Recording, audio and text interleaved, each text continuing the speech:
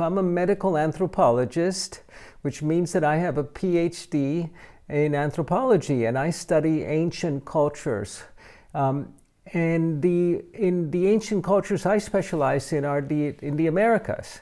And I've studied the medicine men and women, the healers of the Native American cultures, and what are their models of health and how do they compare to ours?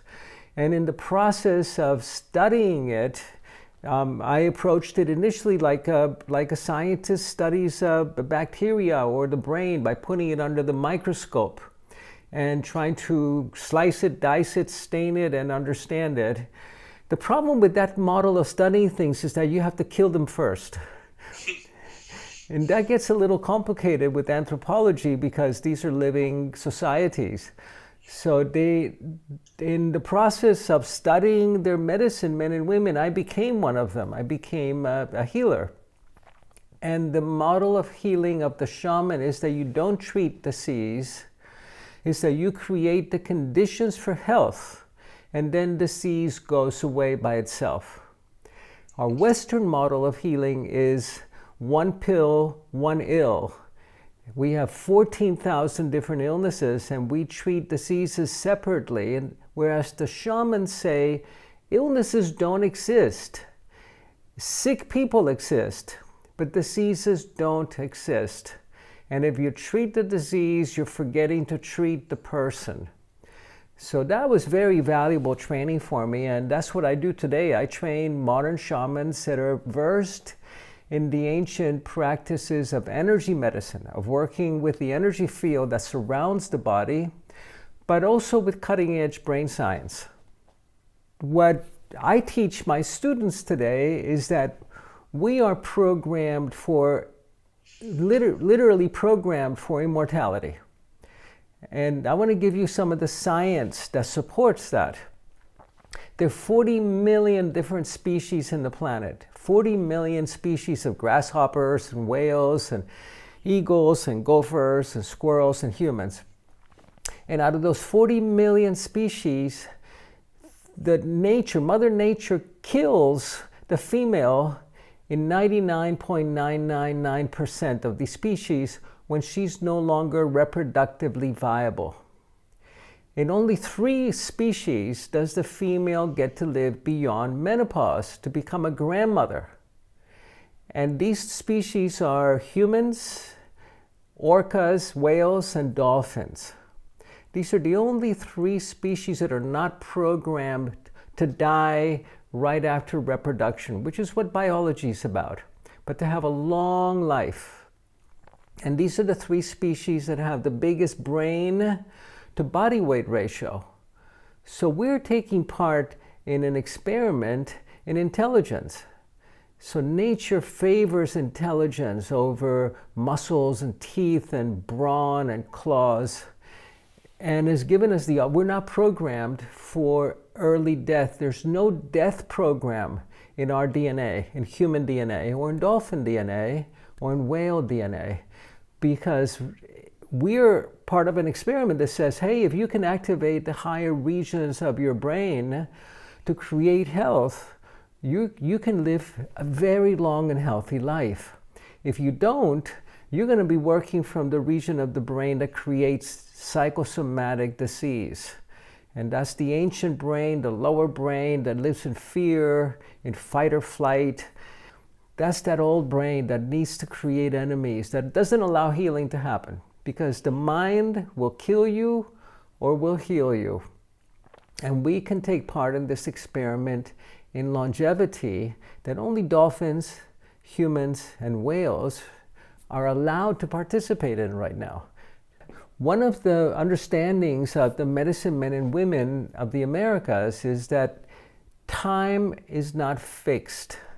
That you can actually journey through time to the past to help somebody heal a trauma that might have occurred when they were 3, or you can journey forward in time so that if you lived in the village of fishermen, you could lead the fishermen to where the fish were going to be tomorrow, or the buffalo were going to be the next day. You could journey forward in time, and if you went far enough, You could read the signs of destiny and foretell critical events to come.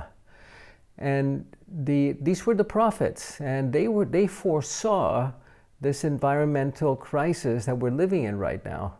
And today we're living in a pandemic world that is not an isolated event, that's occurring within the context of climate change, of a big extinction event that is happening in the planet right now. The sixth major extinction event since the dawn of life in the planet.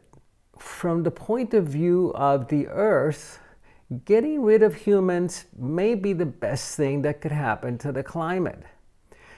I personally don't like that solution because I'm part of that group. So I think that the seers of old, the prophets, the prophecies they left was about the extinction of humanity, but the birth of a new human, the death of Homo sapiens, and the birth of Homo luminous, of luminous man, of an enlightened human that can live sustainably. My most recent book, that was a Wall Street Journal bestseller, is called Grow a New Body.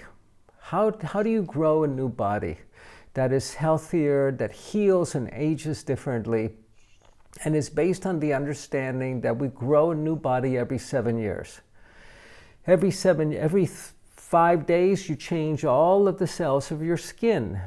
Every 3 days, the lining of your gut and the lining of your lungs are replaced. Every 7 years, every bone in your body is replaced, every molecule.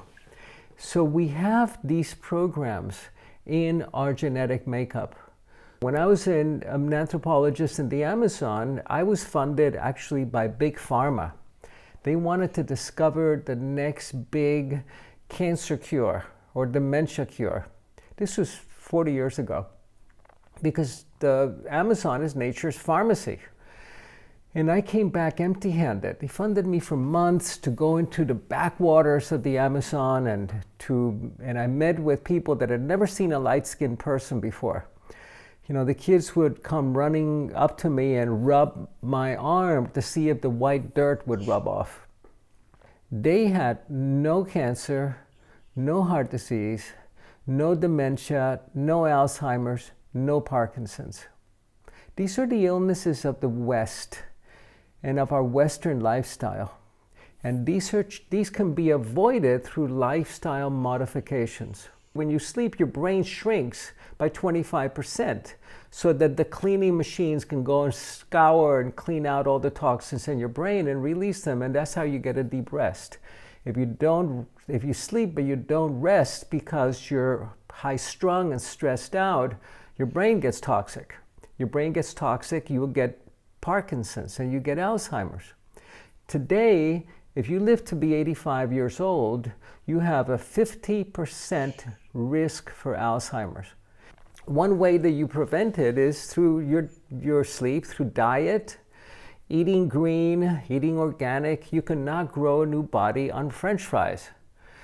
So we already know how we need to eat. We know we need to eat seasonally, we need to eat well, cut back on the meats, make your diet primarily a plant-based diet, which is what we always ate, with occasional fish, occasional meat. Diet, sleep, exercise. We know exercise is absolutely essential. Even 20 minutes of exercise a day. And finally, you need to practice forgiveness. You need to heal the toxins in your energy field that are the raw emotions, that are the toxic emotions that we carry. That part of healing is the hardest. It's easier to change your diet than to change your attitude towards your ex. And to say to him, thank you for all the lessons you brought me. Even though they were terrible, I never want to learn in that same way again, but thank you. And I forgive you, and please forgive me. And then take it beyond forgiveness. Practice gratitude. Thank you for teaching me.